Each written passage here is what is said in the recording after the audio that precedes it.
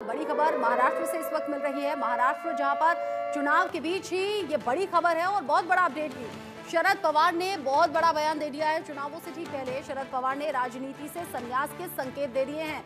वो कह रहे हैं अब नए लोगों को चुनकर आना चाहिए। मैं अब चुनाव नहीं लड़ूंगा, राज्यसभा में जाने पर विचार करूंगा और आगे इसको लेकर अपडेट दूंगा। ये शरद पवार ने साफ कर दिया कि वो चुनाव नहीं लड़ेंगे। साथ ही साथ वो न्यू एनर्जी, युवाओं को, नए चेहरों को मौका देना चाहते हैं। उनका ये कहना है कि नए लोगों को अब चुनकर आना चाहिए। शरद पवार ने राजनीति से संन्यास का एक तरीके से ऐलान कर दिया है और वो ये कह रहे हैं कि मैं चुनाव नहीं लड़ूंगा। हालांकि ये उन्होंने नहीं कहा कि मैं राजनीति नहीं करूंगा या चुनाव प्रचार में हिस्सा नहीं लूंगा। हाँ, चुनाव नहीं लड़ूंगा ये उन्होंने जरूर साफ कर दिया और राज्यसभा में जाने पर विचार करने की बात भी शरद पवार के जरिए कही गई है। वो कह रहे हैं 14 बार चुनाव लड़ चुका हूं और भला कितना लड़ूंगा। राजनीति से संन्यास लेने के संकेत ये शरद पवार ने दे दिए हैं। मुंबई से इंडिया न्यूज संवाददाता नीतीश झा इस खबर को लेकर जुड़ गए हैं लाइव मेरे साथ में। नीतीश, चुनाव से ठीक पहले शरद पवार का ये मैसेज, इसका मतलब क्या निकाला जाए? जी बिल्कुल रचना, इसके कई सारे मायने हैं, कई सारे मतलब जो है इसके निकाले जा सकते हैं। जिस तरह से उन्होंने कहा है कि अब नई पीढ़ी जो है उन्हें आगे आना चाहिए, नई पीढ़ी को अब यहाँ से आगे की कमान जो है संभालनी चाहिए। ऐसे में साफ तौर पर उन्होंने इशारा दिया है कि अब वो जो है संन्यास लेने की ओर बढ़ रहे हैं और ऐसे में अब राष्ट्रवादी शरद चंद्र पवार की जो पार्टी है वो जो है नई हाथ में जो है सौंपी जाएगी। हो सकता है सुप्रिया सुले को, जो उनकी बेटी है, उन्हें जल्द ही जो है पार्टी सौंपी जाए, उन्हें उत्तराधिकारी जो है वो घोषित किया जाए। लेकिन जो समय है, जिस समय पर उन्होंने इतना बड़ा संदेश दिया है, वो समय काफी महत्वपूर्ण है। ठीक आगामी विधानसभा चुनाव के 10 से 15 दिन पहले जो है इस तरह का बयान शरद पवार की तरफ से दिया गया है और बारामती जो उनका गढ़ रहा है, वहां उस बारामती के दौरे पर वो थे, वहां पर उन्होंने इस चीज का ऐलान जो है किया है। फिलहाल उनके राज्यसभा में 1.5 साल का कार्यकाल जो है बचा हुआ है और ऐसे में उन्होंने कहा है कि आने वाले समय में मैं वो कार्यकाल समाप्त होने के बाद सोचूंगा कि मुझे फिर से राज्यसभा जाना है या रुक जाना है, क्योंकि 14 बार मैं लड़ा हुआ और 14 बार में से एक बार भी मुझे निराश नहीं किया गया। 4 बार मैं मुख्यमंत्री भी बना और ऐसे में अब कहीं ना कहीं मुझे रुकना पड़ेगा और नई पीढ़ी को कमान संभालना पड़ेगा। इसको लेकर उन्होंने इसके बाद अजीत पवार पर भी कटाक्ष किया। उन्होंने कहा अब तक जो है वो यहाँ पर वोट मांगने आए नहीं है, लेकिन यहाँ के लोगों ने उन्हें भी कभी निराश नहीं किया। आपको बता दें इसी साल शुरुआत में अजीत पवार ने शरद पवार को लेकर बयान दिया था कि कहीं ना कहीं एक उम्र के बाद जो है रुक जाना चाहिए और घर में रहना चाहिए, राजनीति से संन्यास ले लेना चाहिए। जिसके बाद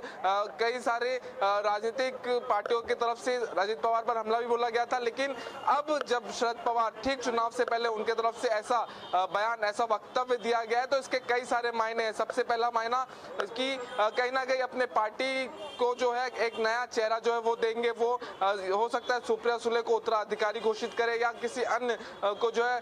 लगातार इसी चीज को लेकर अजीत पवार भी कहीं ना कहीं अगर शरद पवार की राष्ट्रवादी कांग्रेस पार्टी से अलग हुए, 2 भागों में राष्ट्रवादी कांग्रेस पार्टी बटी, तो उसका सबसे बड़ा मुख्य कारण यही रहा था कि अजीत पवार लगातार कहीं ना कहीं शरद पवार पर दबाव बना रहे थे कि अजीत पवार को उत्तराधिकारी जो है वो घोषित किया जाए, लेकिन वो ऐसा ना हो सका। इसीलिए अजीत पवार ने पार्टी तोड़ी, पार्टी का 2 भाग हुआ और वो भाजपा के साथ गए। अब ऐसे में ये बयान जब शरद पवार की तरफ से दिया गया है तो 1.5 साल के बाद वो इस पूरे मामले में राज्यसभा वापस जाएंगे या नहीं जाएंगे वो बात की बात है। लेकिन उनके तरफ से यह ऐलान कर दिया गया है कि वो चुनाव नहीं लड़ेंगे, क्योंकि 14 बार चुनाव लड़ चुके हैं, जीत के आए, कभी उन्हें जनता ने निराश नहीं किया है।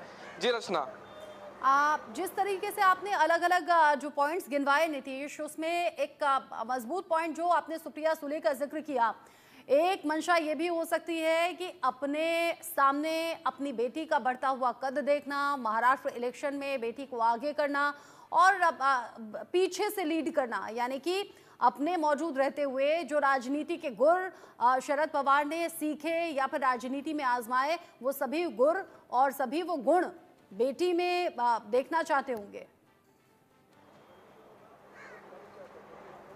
जी बिल्कुल रचना, ठीक आपको बता दें, इससे पहले जब शरद पवार ने जितने बार जिक्र किया कि वो पार्टी के प्रमुख से इस्तीफा देंगे, हटेंगे, उस हर बार जो है कहीं ना कहीं अजीत पवार उनके साथ खड़े रहे वहां पर, और ये कयास लगाए जा रहे थे कि वो इस्तीफा देंगे तो अजीत पवार को उत्तराधिकारी घोषित किया जाएगा। लेकिन जब जब उन्होंने इस चीज की जिक्र की तब पार्टी के तमाम नेता, चाहे वो जितेंद्र आव्हाड हो, जयंत पाटिल हो, जो नेता उनके साथ इस वक्त मौजूद है, वो सारे नेता इस चीज का विरोध करते रहे। वो कहते रहे, अमोल कोले वो भी कहते रहे कि ये शरद पवार की नेतृत्व की जरूरत है पार्टी को। अभी शरद पवार अभी भी को जो है लगातार पार्टी का नेतृत्व करे, पार्टी को दिशा दे, और उनके ही नेतृत्व पर जो है पार्टी चलनी चाहिए। इसी सारे बयान के बाद, इसी सारे चीज के बाद जो है अजीत पवार जो है वो अलग हुए थे, और उसके बाद जो है अब इस तरह का बयान उनके तरफ से दिया गया है। अब ऐसे में 2 से 3 चेहरे हैं जो है राष्ट्रवादी कांग्रेस शरद पवार पार्टी में